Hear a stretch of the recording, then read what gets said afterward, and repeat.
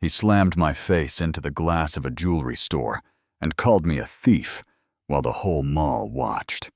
30 seconds earlier, I was just an ant trying to buy a bracelet for my niece. Have you ever had your entire life, your dignity, your career, your name, reduced to one ugly, loud accusation? My name is Denise Carter. I've been a cop for 20 years. I'm a captain at the 15th Precinct, and on a regular Saturday afternoon, I got arrested for shoplifting while my badge was sitting in my front pocket. So let me tell you how that happened, how it turned into something so much bigger, and how dragging me out of that mall in handcuffs ended up exposing a whole machine built on racism and profit. If it were you, what would you have done? So picture this with me, because it starts off boring, almost peaceful. It's Saturday early afternoon, the kind of day where the sun hits the parking lot just right. Kids are dragging their parents toward the toy store.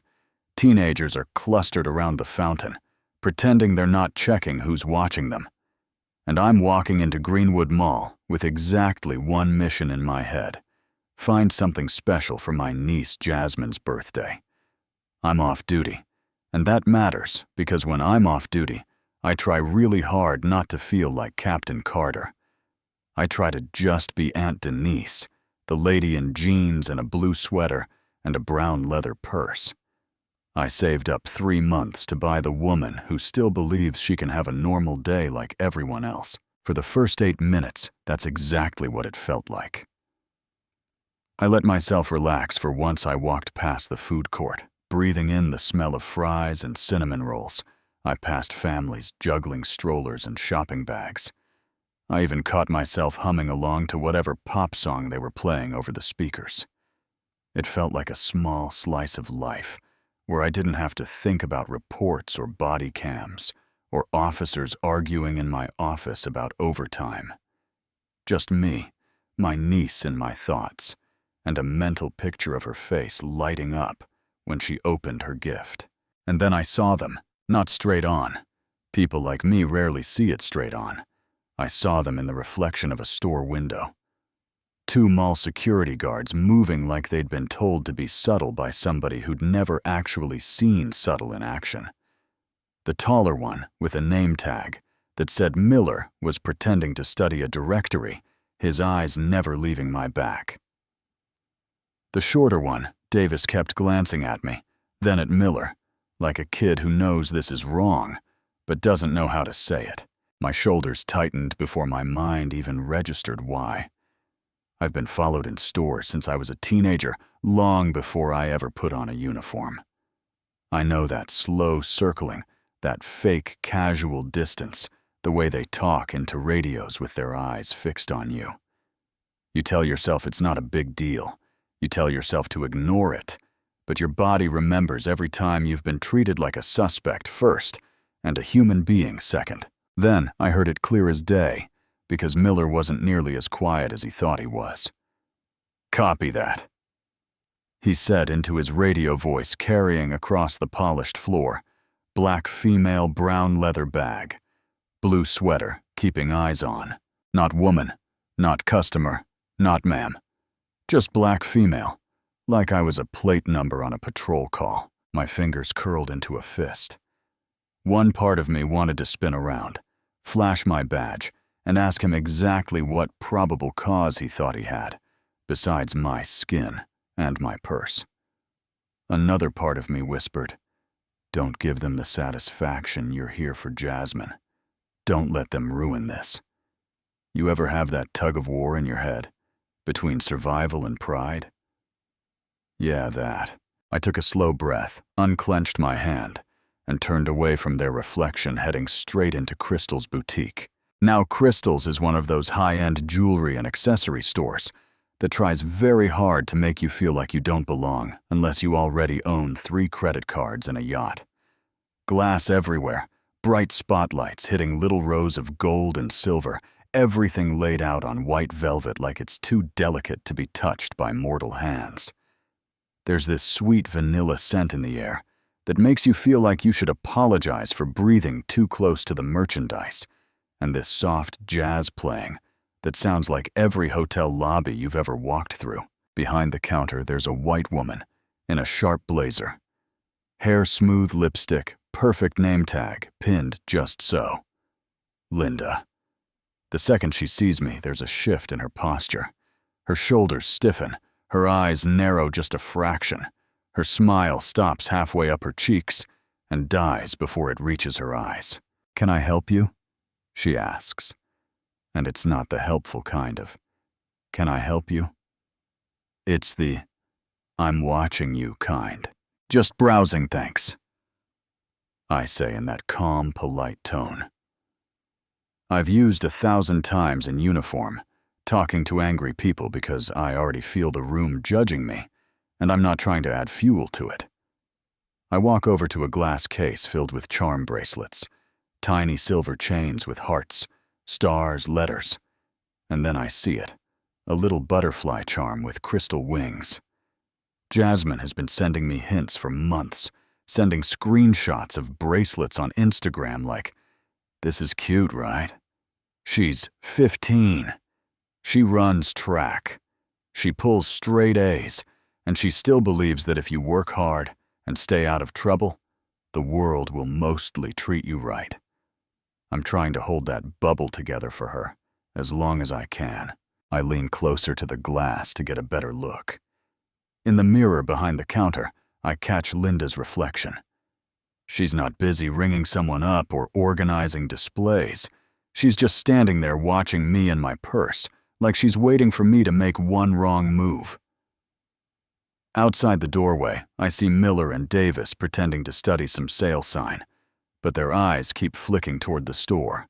These are all locked cases. Linda announces suddenly, walking over her heels, clicking like a metronome. Items can only be removed by staff.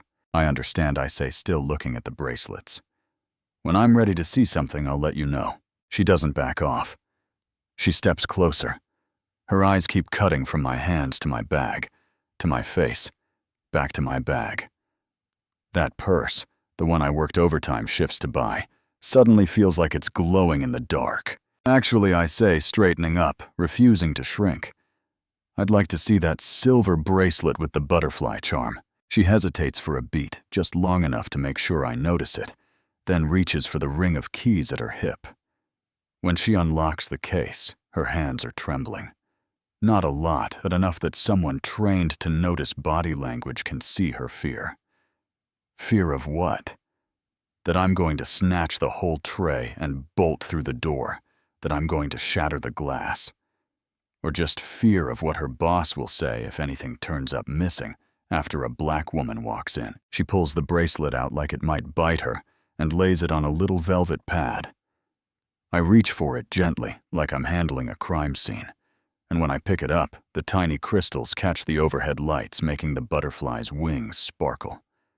I picture Jasmine opening a small box, holding this up to her neck, smiling that big, goofy teenage smile that only shows up when she thinks no one's looking. "I'll take," I start to say. "Excuse me." Linda cuts me off, her voice suddenly sharp enough to cut the air like she's been waiting to say these words. "I need to see inside your bag." The whole store goes silent so fast it feels like someone hit pause on the soundtrack. Even the jazz feels quieter. "Excuse me," I repeat, keeping my tone low. "A piece of jewelry is missing from this case." She says louder now, projecting over my shoulder like she's performing for someone else, and I can feel the security guards stepping into the store behind me. "I saw you slip something into your purse. You know that burning feeling that starts at the base of your neck and crawls up when somebody lies on you in public?" That's what hits me. My hands start shaking, not because I'm scared of her, but because I'm so furious. I can feel my pulse in my teeth. "That is absolutely false." I say every word, slow and clear. "I haven't touched anything in this store except the bracelet you just handed me." "Ma'am, please cooperate," Miller says, strolling up like a second act, hand resting on his radio, in a way that says I could call backup if I feel like it. "Empty your bag on the counter," he adds. Let me pause right here, because this is where a lot of people will say, "Why didn't you just open the bag?" Denise, then it would have all been over. And maybe if you've never been followed, never been doubted, never been asked to prove your innocence for existing in the wrong skin, in the wrong place, that sounds reasonable to you. But if every part of your life has taught you that once you start accepting humiliation to make other people comfortable, there is no end to it, then you understand why I said what I said next. Do you think that's fair, that some people have to dump out their purse like a child, caught stealing just to keep the peace? I draw myself up to my full height. Not towering, but I've learned how to occupy space. I've spent 2 decades walking into rooms where I had to make my presence felt. I will not, I say. I haven't stolen anything, and you have no right to search my personal property without probable cause. Linda's cheeks flush, but now that she's in it, she's not backing down. "Either show us what's in the bag," she says louder still, "or we'll call the police." This is harassment, I say, turning slightly so the customers by the entrance can hear me too. "You've been following me since I walked into this mall. You're targeting me because I'm black, and I will not submit to this humiliation." Miller steps closer, close enough that I can smell his cologne. He squares his shoulders like he's practiced this pose in the mirror. "Last chance," he says. "Open the bag, or things get complicated." "I'm not opening anything," I say. "You have no right, no probable cause, and no evidence. Back off." "That's it," he mutters, grabbing his radio. "Code 10 at Crystal's boutique, subject refusing to comply, requesting police backup." At the entrance, phones start coming up one by one, like flowers opening in fast motion. People are whispering, some watching with their arms folded, some with their mouths slightly open like they're not sure if this is entertainment or a nightmare. Linda's breathing is shallow now. Davis is shifting his weight from foot to foot, like he'd rather be anywhere else. I'm mad. I'm hurt. But I'm also still trying to give them an out. "Before you keep going down this road," I say, steadying my voice, "why don't we review your security cameras? They'll show I haven't taken anything." "The cameras," Linda says, glancing up at the black dome in the ceiling corner. "They're right there, and there," I say, pointing to every angle. "So let's watch the footage together." She looks like she might cave. Miller does not. He grabs my right arm, his fingers digging into my skin, way harder than any escort grip should be, and Davis almost apologetically takes my left arm. "You've been warned," Miller growls like this is some scene from a cop drama. "Now you're interfering with security operations." My training kicks in. I calculate options. I measure his stance. I know I could drop him with 2 moves if I wanted to, but I also know exactly how that would look on camera. So I do what I've told countless civilians to do. I keep my voice loud and clear. I am calmly requesting to view security footage that would prove my innocence, I say. Projecting for the phones. That is not interference. That is a reasonable solution. And that's when the door darkens, and the real show walks in. Officer James Raines enters, like he owns the building. Broad shoulders, polished badge hand, resting casually near his weapon. He's not scanning for danger, he's scanning for an audience. I know his name before anyone says it, because I've read complaints about him more times than I care to admit. Excessive force targeting black shoppers, escalating routine calls. I also know how many of those complaints mysteriously couldn't be substantiated. "What do we got here?" he booms, looking around like he's stepping into the hero shot of his own TV series. Linda rushes over like salvation just arrived. "Officer, she won't let us check her bag for stolen." Another one causing trouble. He cuts her off, locking eyes with me. His gaze isn't curious. It's hungry.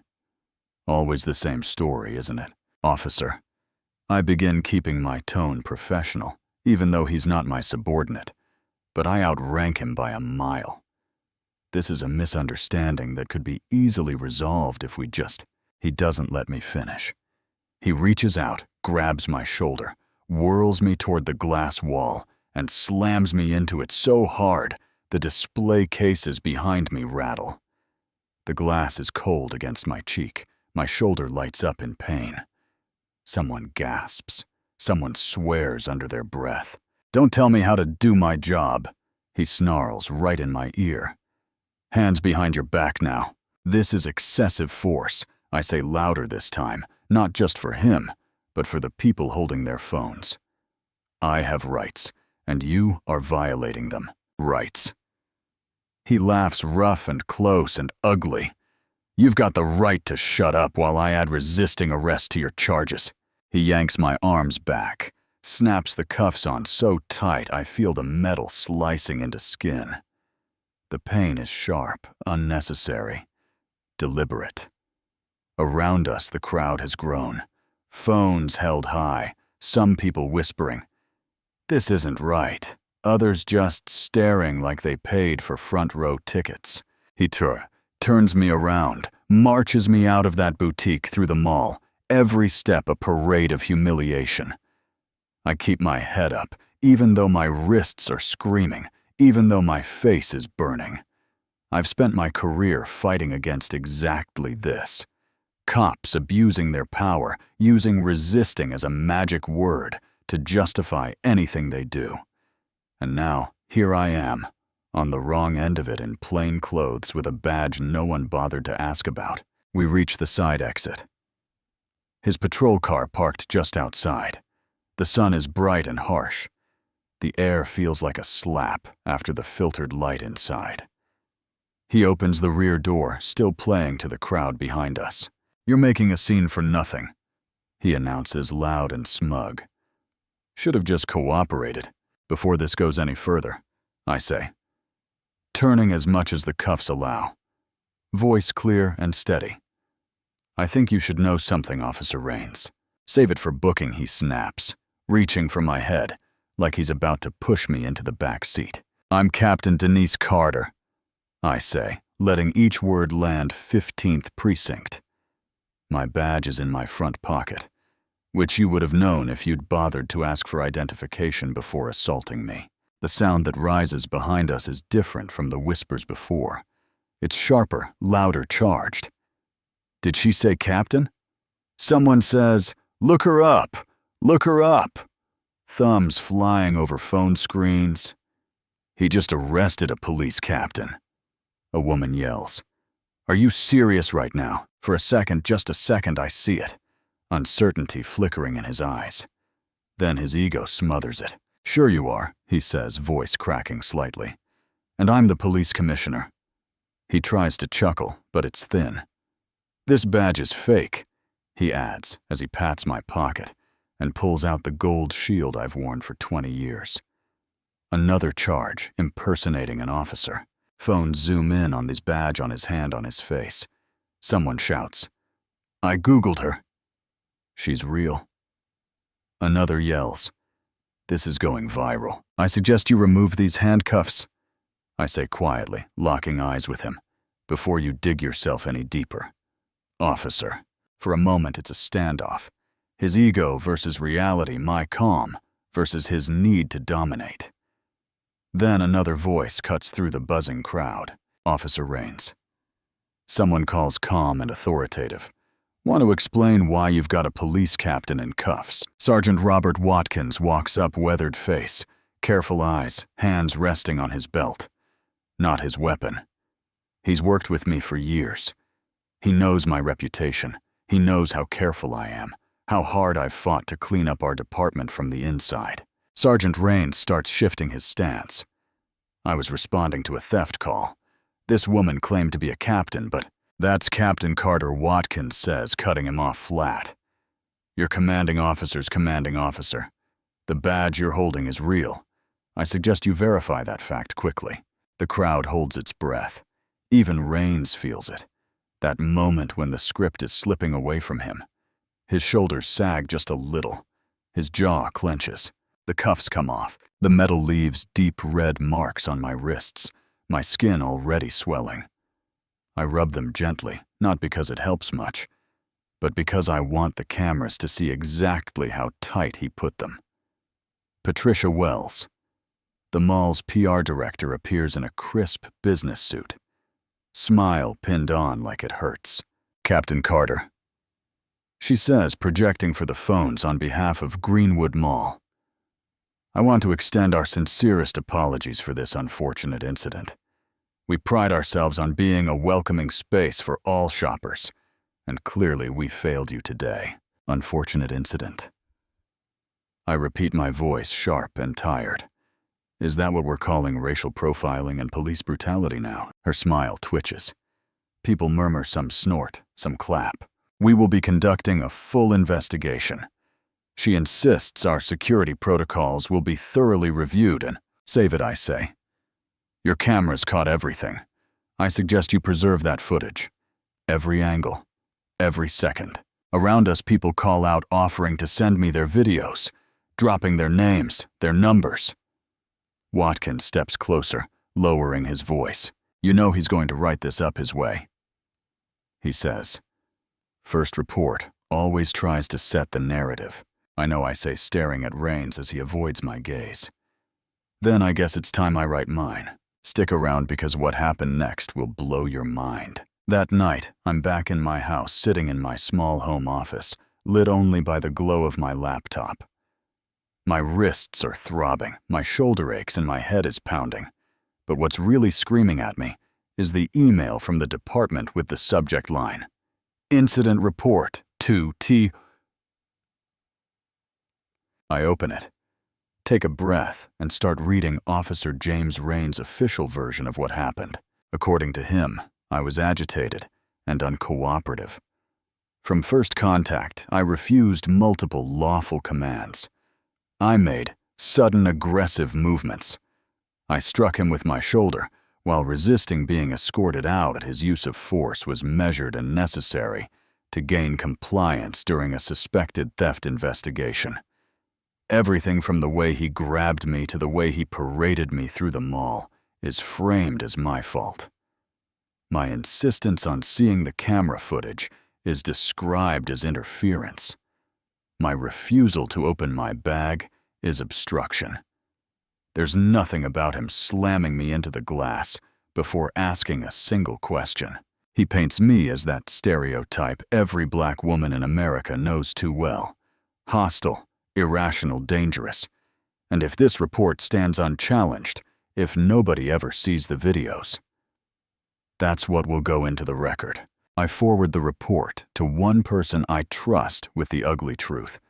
My best friend, Carla Johnson, a defense attorney who has seen this script play out in court more times than either of us would like to admit. 15 minutes later, she replies, Rama. On my way. Wine in hand. We need to talk.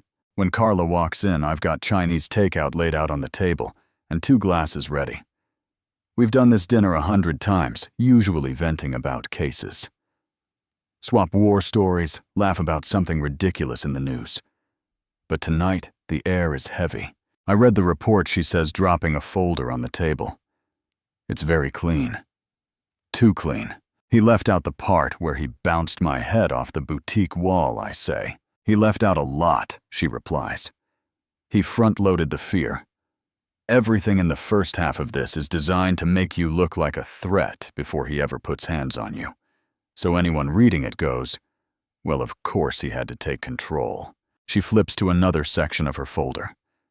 And here's the part I was afraid to tell you. You're not the first one he's done this to, D. She shows me 6 different case files, 6 different clients she's represented in the past year. All black. All arrested at or near Greenwood Mall. All charged with resisting arrest, disorderly conduct, or assaulting an officer after complaining about how they were treated. Every report reads like a variation on the same story. Subject became belligerent. Refused lawful commands, attempted to strike. Officer minimal necessary force applied. The names change, the ages change, but the pattern does not. Most of them took deals. Carla says, quietly stirring her rice without really looking at it. They couldn't risk trial. They didn't trust a jury to believe them over a cop, especially with reports written like this. So they pled, took probation, and tried to move on with their lives. And that's it. I ask. No investigation. No follow-up, nothing. Oh, there's follow-up, she says. Bitter smile. Monthly check-ins, drug tests, ankle monitors, program fees. Every single one of them ends up on probation with the same private company. New Horizon Supervision Services. That's the first time that name lands in my lap. It will not be the last. The cop in me is already shifting gears. Hurt and humiliation turn into questions turn into a plan. I've spent years cleaning up other people's messes inside our department, years, dealing with a few bad apples and trying to make sure the barrel doesn't rot. But this looks bigger. This looks organized. The next day at the precinct, I keep my head down and my tone neutral. But inside, I'm on fire. I sit at my computer and start pulling arrest records for the past few years, filtering by location. Greenwood Mall. Then by officers. Raines, Martinez, Cooper. Then by charges. Resisting arrest, disorderly conduct, assault on an officer. The numbers on my screen climb incident after incident. Same location, same names. Small details jump out. Subject matched description of suspicious person, subject's attitude, escalated situation. Subject refused search of belongings. It's like someone took Raines' report on me and hit copy-paste on a dozen other people. Then I start cross-referencing court outcomes. Over and over, I see the same thing. Guilty pleas, quick hearings, probation ordered through New Horizon Supervision Services. I dig into county contracts, departmental memos, public records, anything with that name on it. That's when I find a memo about our department's partnership with New Horizon, selling it as a cost-saving measure for the city, a way to outsource community supervision. On New Horizon's paperwork, their parent company is listed as Greenwood Holdings, LLC. Greenwood, like Greenwood Mall. I dig further. Greenwood Holdings owns the mall. Greenwood Holdings owns New Horizon. Greenwood Holdings owns the private security firm that runs the mall guards. It's all one web. Carla keeps running her side of things. She calls me later that week. Voice tight. I ran the numbers beyond my own clients, she says. There are at least 47 people in the last year alone who fit this pattern. That's just the ones who had a public defender or someone like me. For every one of them, there are probably 5 more who took whatever deal they were offered and tried not to think about it. So it's not just about my pride, my badge one bad day. It's about a system where black shoppers are a revenue stream. From the moment mall security starts shadowing them, to the moment a cop slaps on cuffs, to the moment a judge accepts a plea, to the moment a private company starts billing them monthly fees they can barely afford. And then Maya enters the story. Maya Lopez is an investigative journalist, mid-30s. Sharp eyes, laptop, practically welded to her hip. She meets me at a diner, one of those places with cracked vinyl booths and coffee that tastes like it's been sitting since the 90s, and she lays out her files like she's dealing cards. I've been digging into New Horizon and certain officers at your department for 6 months, she says. I've got banking records, contracts, weird. Shell companies. But every time I get close, people stop returning my calls. Files disappear. My editor gets spooked. Then your arrest goes viral, and I see your rank. I see how fast they took you down. And I think, if they're willing to do that to a captain, what are they doing to everybody else? She introduces me to a community group called the Justice Coalition. We sit in a cramped room in a community center that smells like coffee and paper folding tables covered in binder clips and highlighters. Reverend Marcus Green spreads out photos, sworn statements, medical records. Lisa Chen, A teacher lays out stories from parents and kids. Jerome Wilson, a barber, whose shop is near the mall, talks about how many clients have sat in his chair with bruises and charges from that place. "We've been documenting this for years," Reverend Green says. "We file complaints, they get lost. We speak at meetings, they nod and move on. We needed someone inside the department. We didn't know we'd get a captain."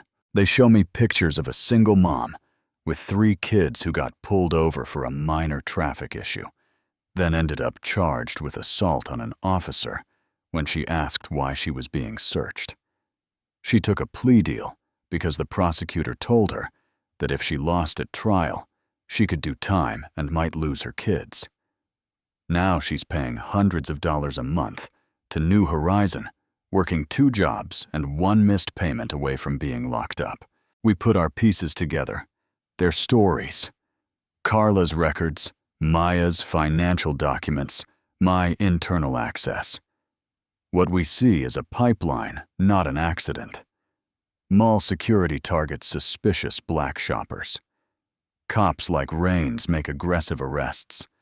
The same judge handles a lot of these cases. Defendants are pressured into plea deals. New Horizon gets a steady flow of clients. Greenwood Holdings gets a steady flow of money. That's when the threats start getting ugly. First, it's a text. "Back off, Captain. You don't know what you're stepping into. No name, local number, no direct threat, just loaded enough that my stomach drops." Then the letters start showing up in my home mailbox, hand-delivered, no stamps.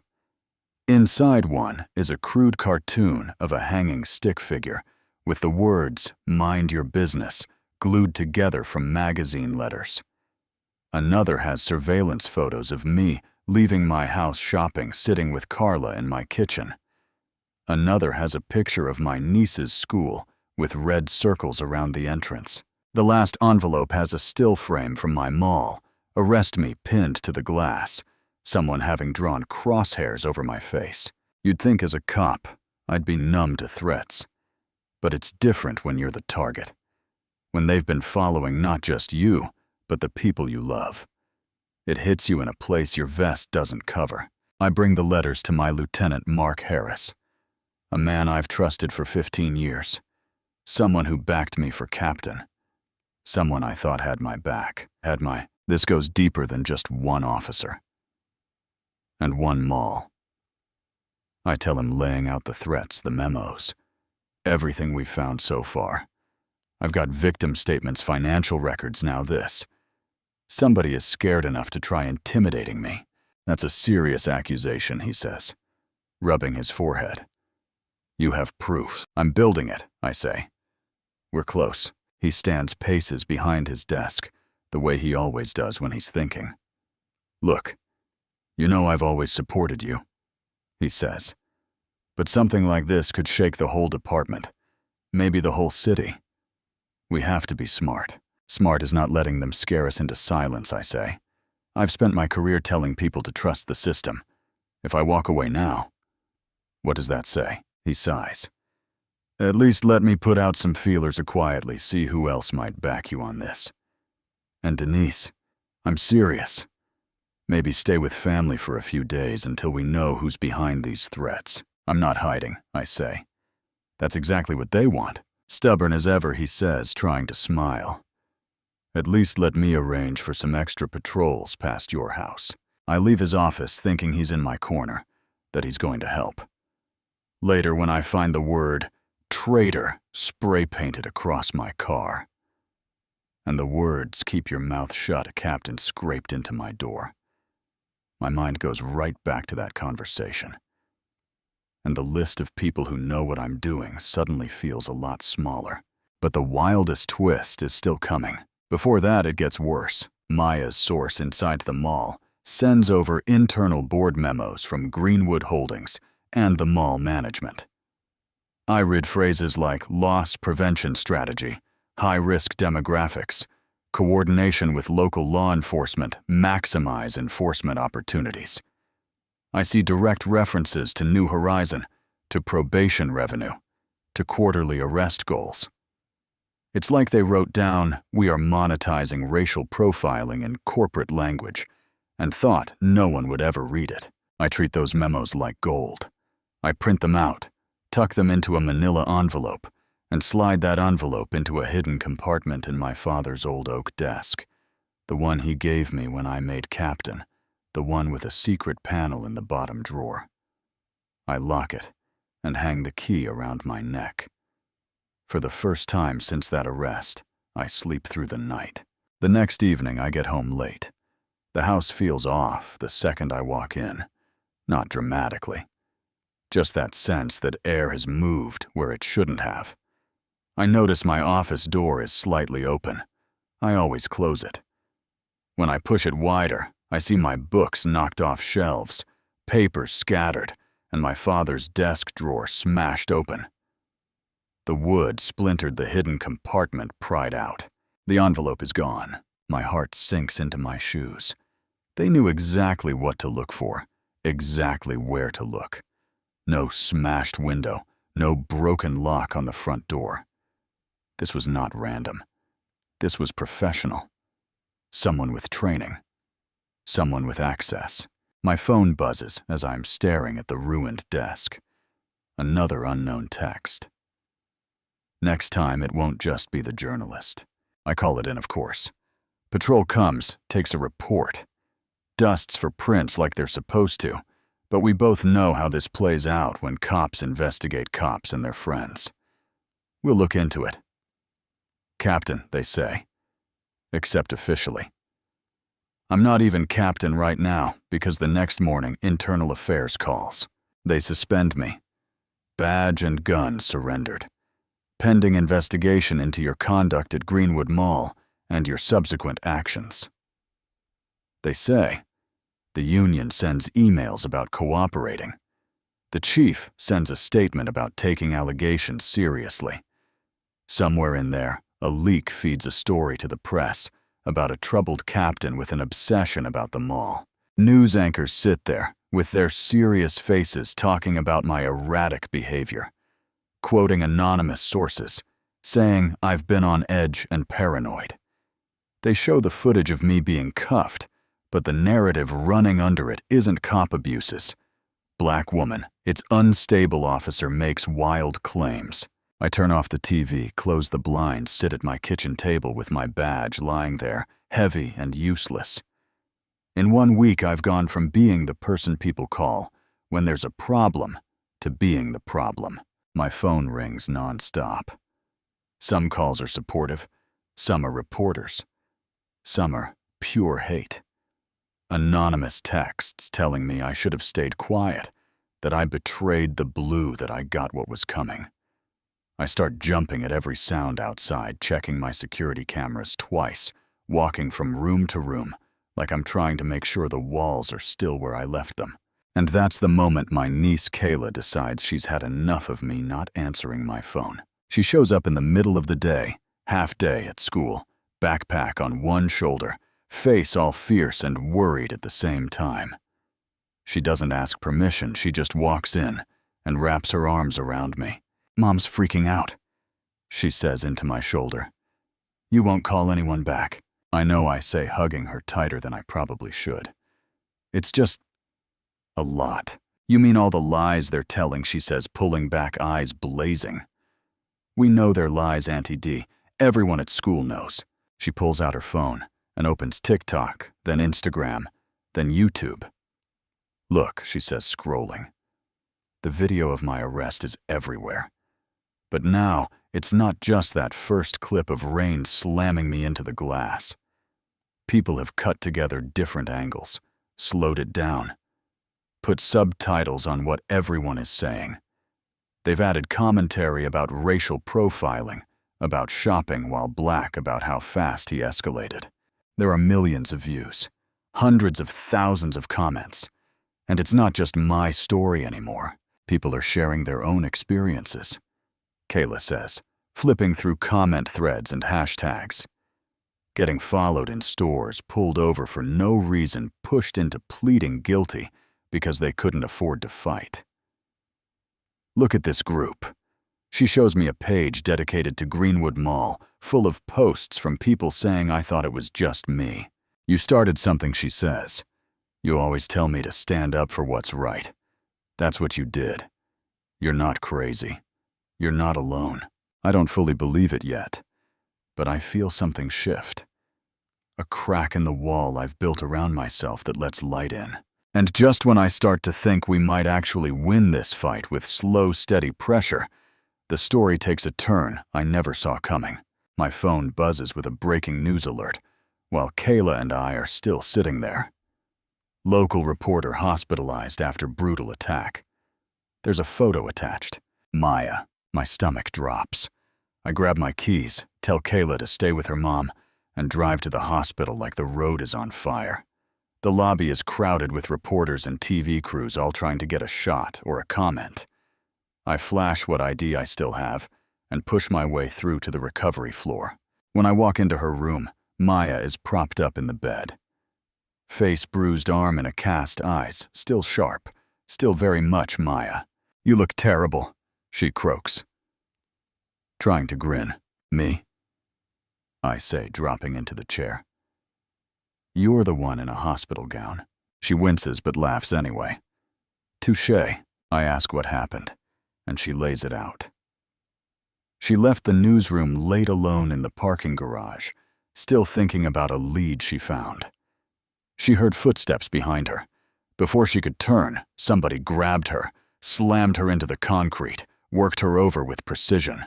Enough to hurt, not enough to kill. "Professional," she says. "He knew exactly where to hit, how hard to send a message." "Did you see his face?" I ask. "No," she says. But I saw something better. She glances toward the door, then leans closer. When he picked up my phone off the ground, his jacket rode up. I saw metal on his hip. Not a random holster. Department issue. Badge and gun. I feel my jaw clench so hard my teeth hurt. Somebody with a badge put her in that bed. Someone who probably still calls himself a good cop when he looks in the mirror. "Here's where it gets interesting," she says, reaching for her laptop with her good arm. "I've got tracking and auto-upload on my phone. Occupational hazard." The second he turned my phone on, it connected and started syncing. Not just my stuff, but his. Don't ask me why, some security quirk, but his system treated my phone like a trusted device. She opens a folder on the screen, and suddenly I'm looking at files that don't belong to her. Contacts, photos, banking app data, email attachments, all tied to one account. Officer James Martinez. Rain's partner. She clicks through a few documents, and my eyes start widening. Wire transfers from Greenwood Holdings to New Horizon, payments from New Horizon to a Judges Community Foundation. Emails from someone at the mall with CEO in their signature. Talking about quarterly enforcement goals and balancing arrest numbers with public optics. There's even a PDF, the exact internal memo that was stolen from my desk, saved in Martinez's email. "They stole your hard copy," Maya says, her voice hoarse but triumphant. But this genius kept a digital copy in his inbox. Now we have both the smoking gun and the fingerprints on it. That's the twist. The people trying to shut us up handed us the evidence we needed by attacking her. They tried to scare a journalist into backing off, and in the process, they connected her phone to a corrupt cop's digital life. Yeah, that happened. Now we have it all in one place, my arrest and the videos. The pattern of false charges, the victim statements, the internal memos, the money trail, the attack on Maya, the break-in at my house, proof that officers were working hand in hand with mall executives and a private probation company to turn black bodies into profits.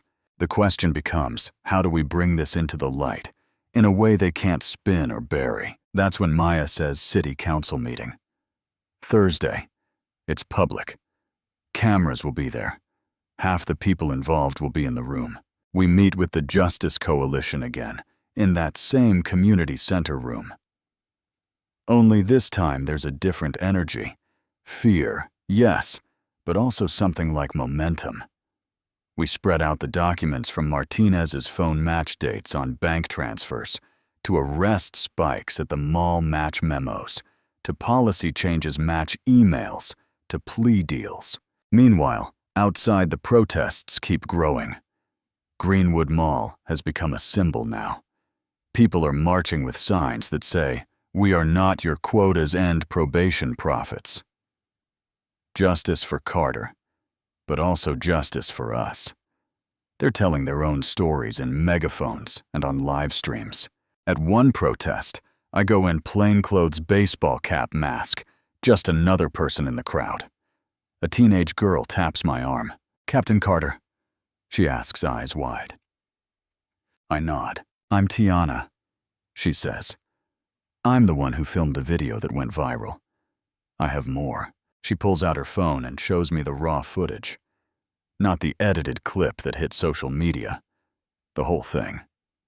It starts with Rains walking through the mall lobby heading straight for Crystal's boutique. He stops at the doorway, leans in close to Linda, whispers something in her ear. She nods, her expression shifts from bored to alert. He steps back just out of frame and waits. Less than a minute later, I walk into the store, completely unaware that the scene has already been scripted. "He did the same thing to my cousin," Tiana says quietly. "I've got videos of him and Martinez doing this to other people too. I was scared to post them before. But after what they did to you, and after seeing everyone out here, I can't keep quiet anymore. So now our plan looks like this. Maya drops Tiana's full, unedited video an hour before the city council meeting showing Rains orchestrating my arrest before I even stepped into the store. While that's ricocheting around the internet, I walk into City Hall with a folder full of documents and a thumb drive full of digital proof. The Justice Coalition fills the audience seats. Reporters set up their cameras. And the people at the top, who thought they were untouchable, realize they're standing in a room full of evidence and angry voters. The night of the meeting, City Hall feels like it's vibrating. The marble hallways are packed with people, some holding signs, some holding phones, some just there because they heard something big was going down. Inside the council chamber, every seat is full. People are standing along the walls, sitting on the floor in the aisles. Camera crews line the back. Up on the dais, the mayor looks nervous, checking his phone every few seconds. Council members shift in their seats, whisper to each other, pretend to arrange papers. In the front row, I spot Officer Rains in a suit, not a uniform, sitting next to a man I recognize from corporate filings as a Greenwood executive. They're both smiling, but it's the tight, brittle kind of smile. I get in line to speak during public comment. Just another name on the list, except people in the crowd recognize me, and the whispers start. Maya sits in the back, arms still, in a cast laptop, open her eyes on the clock. Tiana is near the side with her phone up, already streaming. Members of the Justice Coalition are scattered through the room, ready. My phone buzzes. One message from Maya video is live. Within minutes, I can see it spreading like heat. Heads bend over screens. People nudge their neighbors. Eyebrows go up. Even from my spot in line, I can watch the wave reach the council members, then the mayor, then Rains. He pulls out his phone, watches, and his face drains of color. "Next speaker." "Please," the mayor says, trying to pretend nothing is happening. "Captain Denise Carter," the clerk calls. I walk to the podium. The room hums like a live wire. I set my folder down, take a breath, and look up at the people who tried to bury me. "My name is Captain Denise Carter," I say into the microphone voice. Steady, and 2 weeks ago I was falsely arrested while shopping at Greenwood Mall. But this is not just about me, and it's not just about one officer or one store.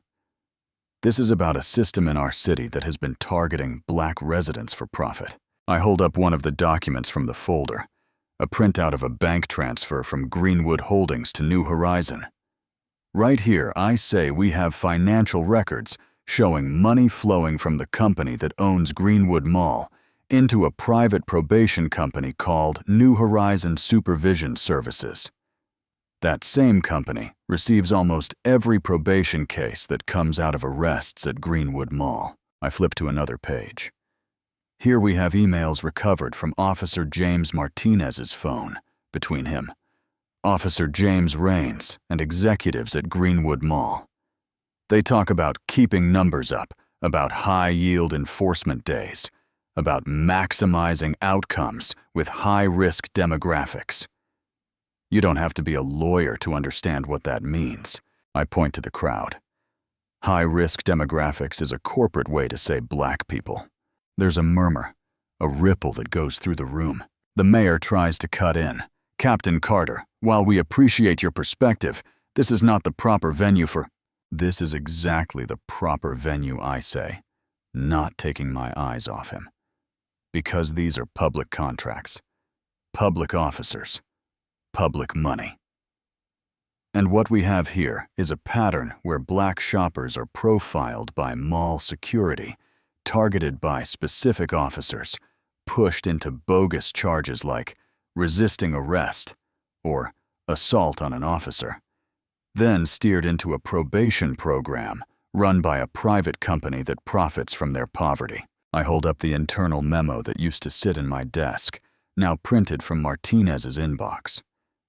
This memo from Greenwood Mall's board lays out a plan to coordinate with local law enforcement to maximize enforcement opportunities, and describes how arrests will feed into a partner probation model. The partner is New Horizon, owned by the same people who own the mall. That is a pipeline. I look straight at Raines. When I walked into that mall in a blue sweater with a purse and a credit card, and a niece, I Love You had already talked to the store manager. The video we all saw tonight shows you whispering to her before I even set foot in the store, then stepping back to watch the script play out. This wasn't you reacting to a crime. This was you manufacturing one.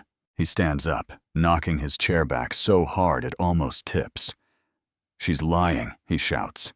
She's out of her mind. She's making all this up to save herself. Really, I say, holding up the thumb drive. Because this drive contains the data from your partner's phone, pulled automatically when he attacked a reporter in a parking garage. We have your messages, your bank transfers, your group chats. So if you want to say I'm lying, we can all sit here and read your emails out loud. He starts down the aisle toward me, finger jabbing the air. You're under arrest, he growls. For defamation, for interfering with an investigation, for— He reaches instinctively for his hip, where his gun would be, but it's not there. One of the quiet conditions of his presence tonight was that he come in unarmed. It throws him that tiny moment where his body remembers power. His situation doesn't allow anymore. Two uniformed officers, Chen and Rodriguez, step into the aisle and block his path. Stand down, Officer Raines, Chen says. Voice calm but iron. You're not arresting anyone. I outrank both of you, he snaps. Get out of my way. That's an order. We don't take orders from you. Rodriguez says, eyes hard. Not tonight. The whole room is watching phones up reporters, practically leaning out of their seats. This is the moment everyone will rewind and replay, the second some of the blue line decides to stop covering for one of their own. From the back of the room, another voice speaks up. That's enough. State Attorney Patricia Walsh walks down the aisle, badge out. Expression serious. Captain Carter. I'd like to see those documents. All of them. I hand her the folder and the thumb drive. Everything's there, I say. Internal memos, bank records, emails, victim statements, evidence of a break-in at my home, and an assault on a reporter, all connected to this scheme. She flips through a few pages, her expression going from skeptical to grim in seconds. Then she turns to the dais. As of right now, she says loud enough for the microphones. The state attorney's office is opening a criminal investigation into Greenwood Holdings. New Horizon Supervision Services Officer James Raines. Officer James Martinez. Judge Harrison and any city officials connected to these transactions. No one named in this file is to leave the building until questioned by state investigators. City contracts related to Greenwood Holdings are hereby frozen, pending review. Investigators in dark suits start to move, sealing doors, positioning themselves near exits, conferring in low voices. The mayor's face goes pale. Council members start whispering frantically, some of them already calculating how far this reaches. Raines is still standing in the aisle, chest heaving. Walsh looks at him. Officer Raines. She says you are under arrest on probable cause for assault, conspiracy evidence, tampering, and obstruction of justice with additional charges pending. Turn around and place your hands behind your back. For a heartbeat, I think he might try something stupid, something that will end with someone getting hurt. His hands flex, his eyes dart around the room looking for allies, exits, leverage. What he finds is cameras everywhere pointed straight at him. Officers he's worked with for years now looking at him like they don't recognize him. Community members he's terrorized now watching, waiting to see if he will be held to the same standards he never gave them. He turns around.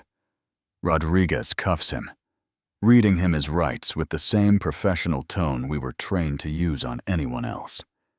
They lead him out past the cameras, past the people he used to shove aside. His eyes find mine on the way out, full of hate. But behind the hate, I see something new. Fear. Not fear of me. Fear of what happens when the story he controlled is no longer the only one on paper. The room erupts, some people cheering, some crying, some just dazed. The mayor bangs his gavel trying to restore order, but nobody's listening to him anymore. Reporters are talking into microphones, words like corruption, exposed investigation echoing through the chamber. When I finally step out of City Hall onto the front steps, it's like walking into a wall of sound. The plaza is packed, lights from news crews, phone screens glowing in the dark, people holding signs and banners. Someone spots me and shouts, "There she is."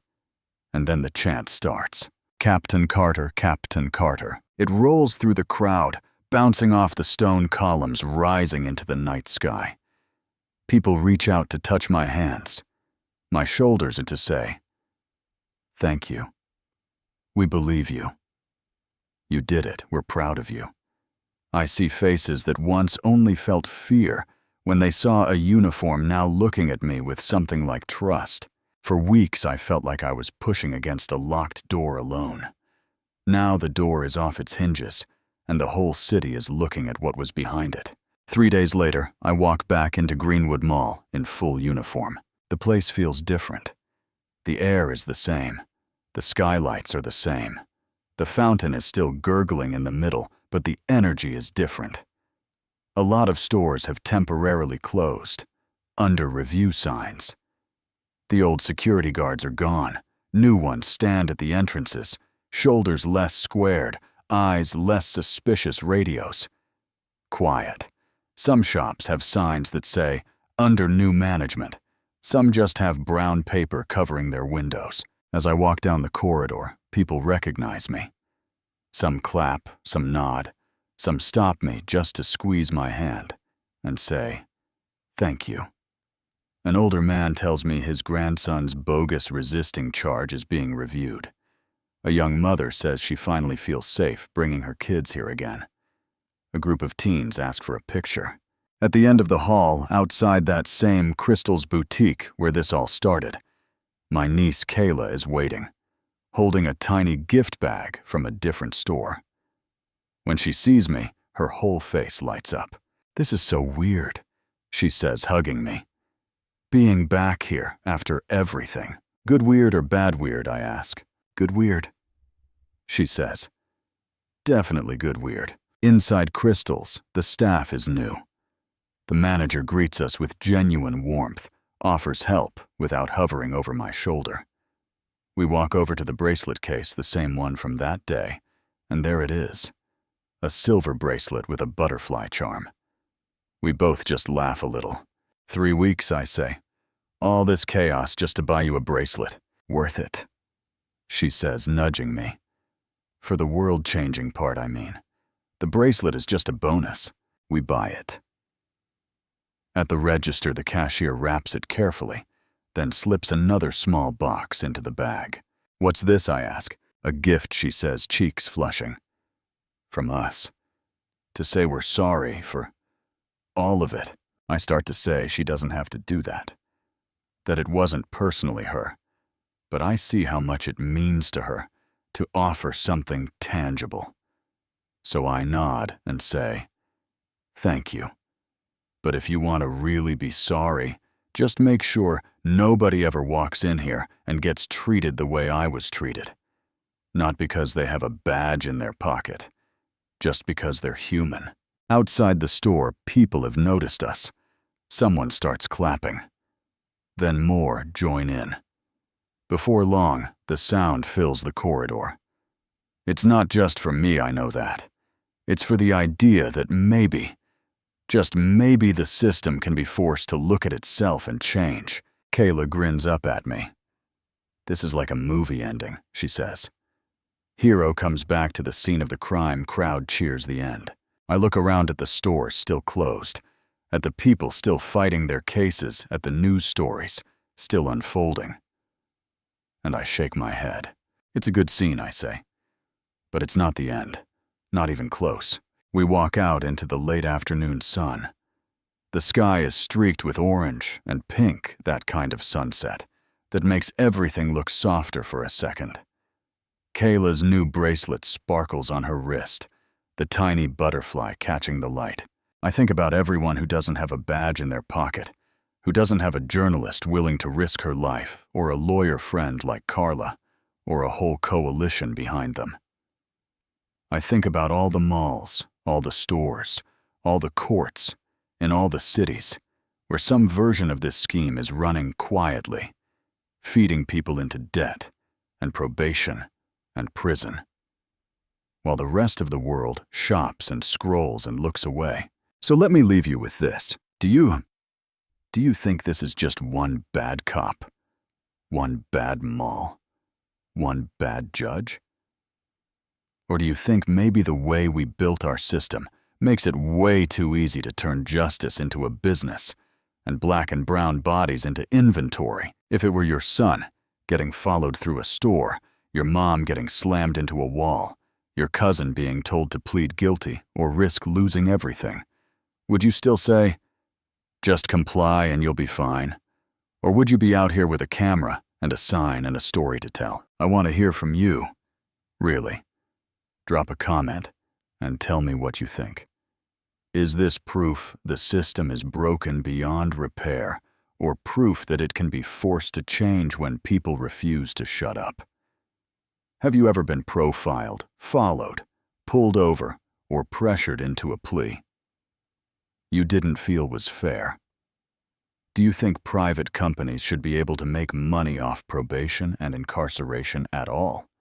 Or should that be off the table? Argue with me.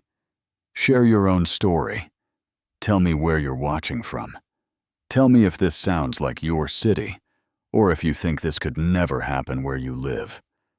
Because I'm telling you right now, I didn't think it would happen to me either, not after 20 years in uniform. If this story hit you, if it made you mad, if it made you think, do me one favor. Share it with someone who still believes these things only happen in movies. Hit like so it doesn't get buried. Subscribe so you don't miss the next story, because we're not done talking about this. My name is Captain Denise Carter, and I'm still here. Still fighting not just for myself, but for everybody who ever walked into a place like this and walked out in handcuffs instead of with a shopping bag. Now it's your turn. What are you going to do with what you just heard?